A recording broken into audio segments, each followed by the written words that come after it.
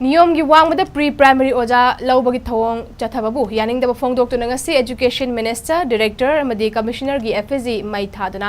देसाम की थौमी सिंगना तोंगान तोंगान बा मफम सिंगदा खोंजंग चंगसिनख्रे खोंजंग असि सरुगमा ओइना देसाम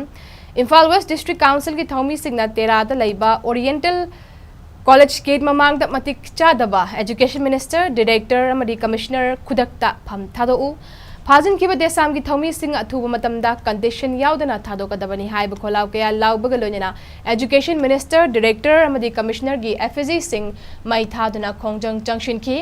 खोंजंग अदुगा मरी लैना देसाम इम्फाल वेस्ट डिस्ट्रिक्ट काउंसिल के प्रेसिडेंट निंगथौ खोंजम नोविन चंद्रना फोंदोखिबदा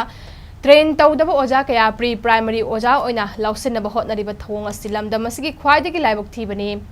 अफबा महैगी कांगलोन अमा पुरकनब होटनबा अमदी अफबा महिरोय अमा सेमबदा प्री प्राइमरी की स्टेज असि यामना मरुओय अदुबु नियम की वांगबदा ट्रेन तौदबा मियोय कया ओजा ओइहनगने हाइबसि देसाम याब ngamloi अरानब कया सिपु चुमथोकनब होटनरिब देसाम की थौमी सिंह फाजिन खिबादु अतु मतमदा कंडीशन अमता यावदना थादोरकदबनी लोइना मतिक चादब एजुकेशन मिनिस्टर डायरेक्टर अमदी कमिश्नर फम थादो हाइब वाफम थबखि रिपालिब लेंगासना मथोंग खांगदना यामना नापु ताद मोंगदा तनिंग तमांग समनतब मोंगदा ट्रेन तौदब मियोइसिंग ओजा ओइना लौगनी हाइबसे मसी ख्वाइदगी मथोंग चादब थबंगनी अदु ओइबा तारगदी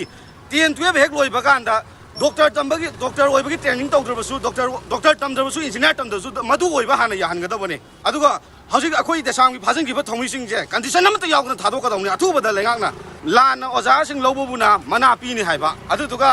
अरानम तौब यारोय हाइबसिंगमुना सैराक पिबा मसी करंबा मसी लेंगाकी असिगुम थोंगसे अगको भंग थागतले हाइताइ देसामना असुगुम मथोंग हुक्तबा तनिंग तमांग संगदबा दायित्व लौगम थोक लौदबा मतिक चादबा एजुकेशन मिनिस्टर कमिश्नर डायरेक्टर खुदता फम थादोकना हेन फगनी हेन देसांग माइकैदगी देसांग इम्फाल वेस्ट डिस्ट्रिक्ट माइकैदगी थमजरी।